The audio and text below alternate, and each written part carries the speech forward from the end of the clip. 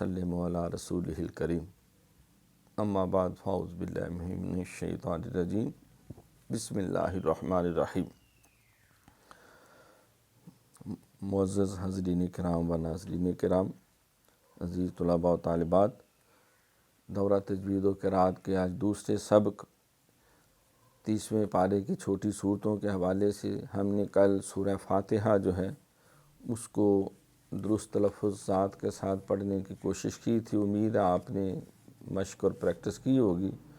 ہمارے قبلہ قاری صاحب رحمۃ اللہ علیہ فرمایا کرتے تھے، بیٹا کم از کم 20 دفعہ اس کی ریسل کی جائے، پریکٹس کی جائے، کوشش کی جائے، دہرایا جائے، تو پھر امید ہے کہ کسی حد تک جو ہے وہ درست پڑھنے کی استعداد پیدا ہو سکتی۔ یہ نہیں کہ ایک دفعہ آپ نے سن لیا تو اب گویا کہ ساری زندگی کے لیے وہ کافی ہے، وہ ٹھیک ہو گیا ہے۔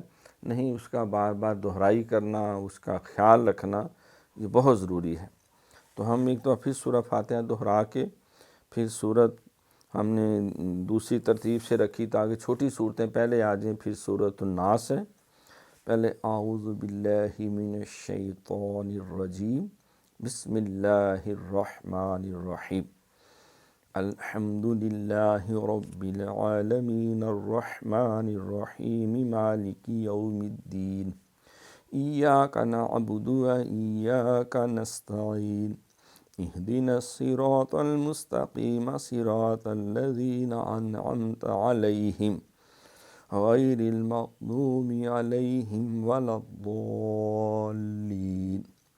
آج یہ سورۃ الناس، بسم اللہ الرحمن الرحیم، قل اعوذ برب الناس ملک الناس الہ الناس من شر الوسواس الخناس الذی یوسوس فی صدور الناس من الجنۃ والناس۔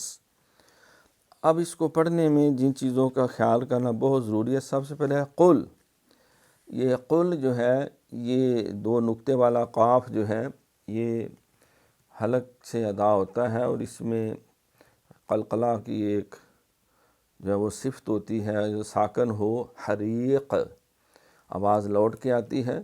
تو قل اور کل، اور جو کل دوسرا ہے کل بیل والا یا کاکے والا، تو اس میں بہت فرق ہے۔ کل وہ جلدی سے ادا ہو جاتا ہے، وہ سخت حصے سے ہوتا ہے، اور 2 نقطے والا قاف نرم حصے سے ہوتا ہے۔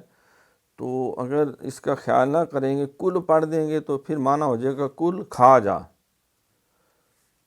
بجائے قل کہہ دیجئے، فرما دیجئے۔ قل فرما دیجئے، اعوذ میں پناہ مانگتی ہوں یا مانگتا ہوں، برب الناس لوگوں کے رب کی۔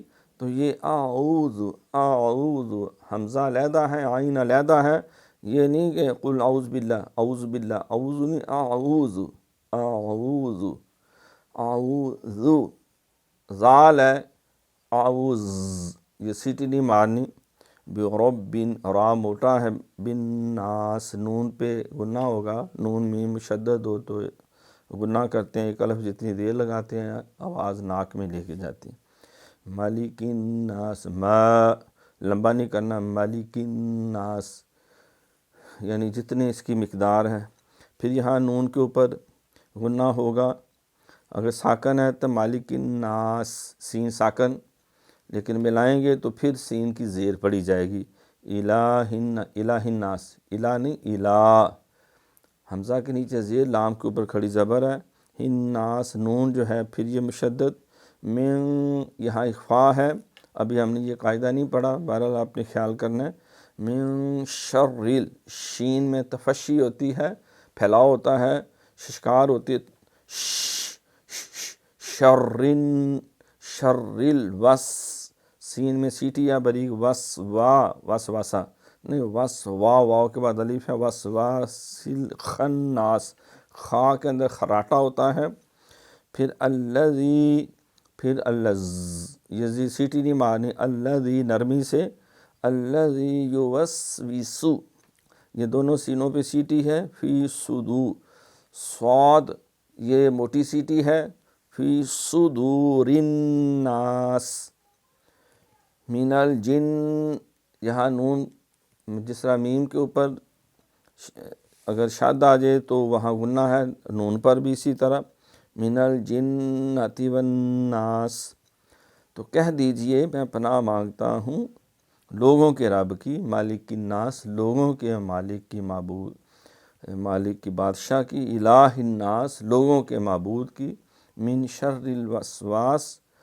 اور شر سے وسواس کے، وسوسوں کے شر سے، خناس کے وسوسوں کے شر سے پناہ مانگتا ہوں، الذی جو یوسوسو وسوسے ڈالتا ہے، فی صدور الناس لوگوں کے دلوں میں، من الجنۃ والناس جنوں میں سے اور انسانوں میں سے، ہر قسم کے شیطانوں سے۔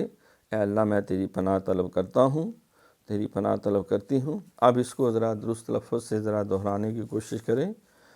قل اعوذ برب الناس، مالک الناس، الہ الناس، من شر الوسواس الخناس، الذی یوسوس فی صدور الناس، من الجنۃ والناس۔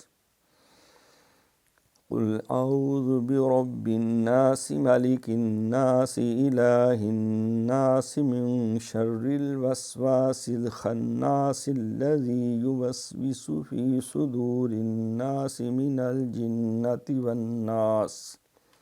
صدق اللہ العظیم۔